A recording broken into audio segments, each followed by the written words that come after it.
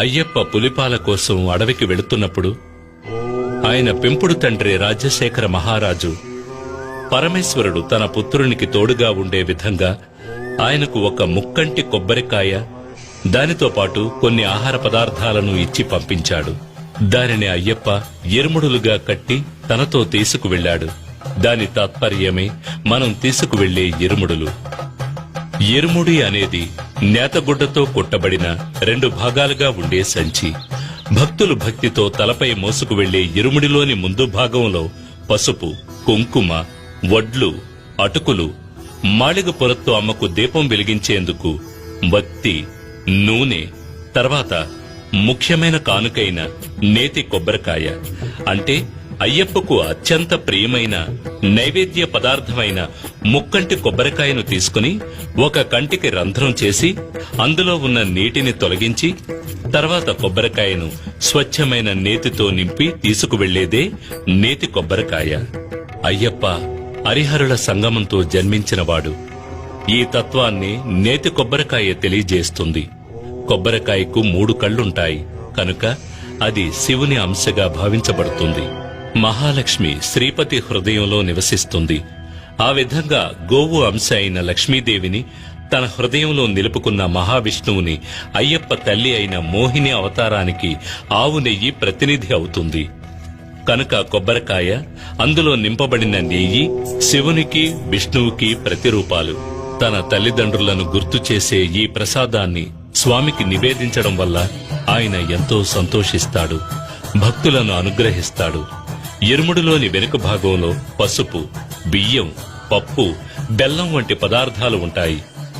అడవి మార్గంలో నడిచి వెళ్లే భక్తులు ఈ పదార్థాలతో దారిలో వంట చేసుకుని తిని ఆకలి తీరిన తర్వాత ప్రయాణాన్ని కొనసాగించడానికి ఇరుముడిలో బియ్యం, పప్పు వంటి పదార్థాలు తీసుకువెళ్లాలి.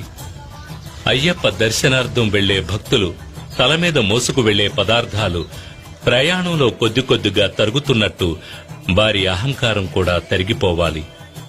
వారిలోని అహంకారం, పొగరు, కోపం, ద్వేషం, అసూయ వంటి దుర్గుణాలు అన్నీ వారిని వదిలి వెళ్లిపోవాలి.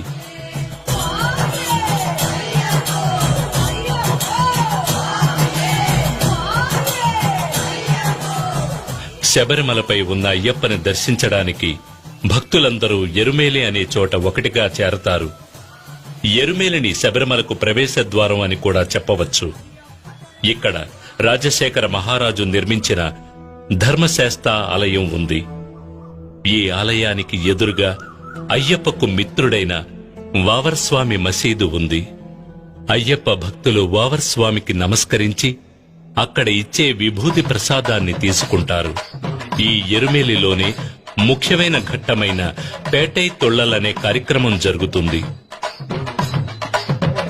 అప్పుడు భక్తులు తమ మనసులోని చెడు ఆలోచనలను తొలగించుకునే ఉద్దేశంతో నాట్యమాడతారు.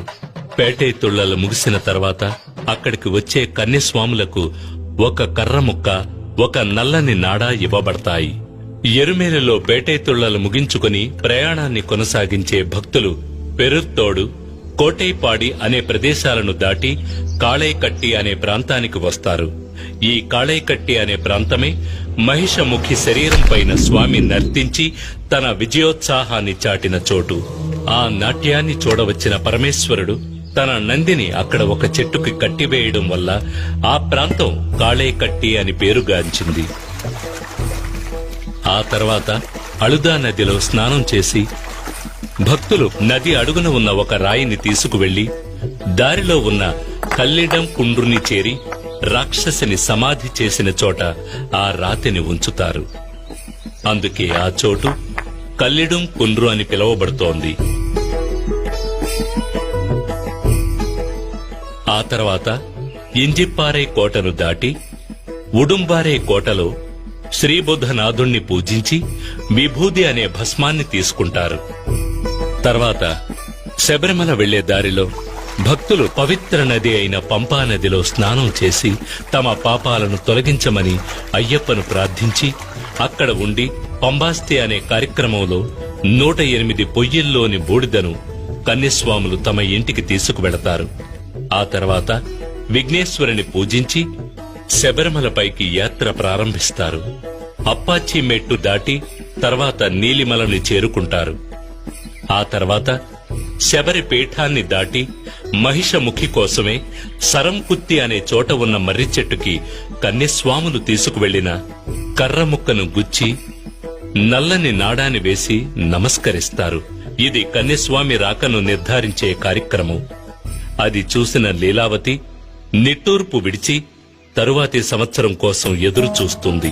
శబరిమలలో ప్రకటించే తత్వమసి విశ్వసాగోదీయం అని తెలియజేసే మహామంత్రం, ఆరాధనామూర్తి, ఆరాధకులు ఎంతో దేదీప్యమాన స్వామిగా కనిపించే దృశ్యం అత్యద్భుతమైన దృశ్యం. అడవి పువ్వులు, జలపాతాలు ప్రకృతి అందించిన వరప్రసాదాలు.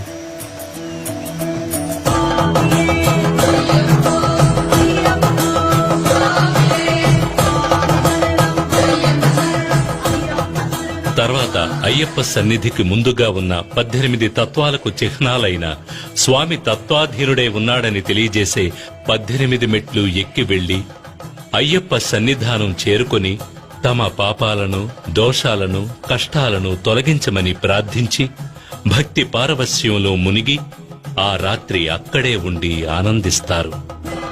మరునాడు ఉదయం అయ్యప్పకు నెయ్యి అభిషేకం చేసి మాళిగపురత్తు అమ్మని దర్శించి తాము చేసిన పాపాలను తొలగించమని వేడుకుంటారు. మకర దీప పూజకి ముందు అయ్యప్ప స్వామి బంగారు ఆభరణాల పెట్టెను పందల రాజ్యం నుండి శబరిమలకు తీసుకువెళ్లేటప్పుడు ఆకాశంలో ఆభరణాల పెట్టెకు మార్గదర్శిగా గరుడు వెళ్లడం అనేది ఆశ్చర్యకరమైన విషయం. అయ్యప్ప యొక్క ప్రత్యేక అంశం బ్రహ్మచర్యాన్ని పాటించి వచ్చే భక్తులను అనుగ్రహించడం. అందుచేత 10 సంవత్సరాలు దాటిన ఆడపిల్లలు, 50 సంవత్సరాలలోపు మహిళలు అయ్యప్ప దర్శనం కోసం శబరిమలకు వెళ్లకూడదు. మండల పూజ ముగిసిన తర్వాత మకర దీప పూజ ప్రారంభమై మకర దీప పూజ ముగిసే నాడు మకర సంక్రాంతి పూజ జరుగుతుంది. ఆ సమయంలో తనని దర్శించుకోవడానికి వచ్చే భక్తులకు ఆకాశంలో ఉత్తర నక్షత్రముగా స్వామి అయ్యప్ప కనిపిస్తాడు. భక్తులు శబరిమలపై ప్రసాదంగా అమ్మబడే అరవణ పాయసం, అప్పాలు, నెయ్యి మొదలైనవి తీసుకుని తిరిగి పంపానదిని చేరుకుని తర్వాత తమ ఇళ్లకు వెళ్లిపోతారు. తమ ఇంటిలో తాము తీసుకువచ్చిన పూజా సామగ్రిని పూజగదిలో పెట్టి అయ్యప్పని మనసారా ప్రార్థించి గురుస్వామి సహాయంతో మాలను తీసివేసి దీక్షను ముగిస్తారు. స్వామియే శరణమయ్యప్ప.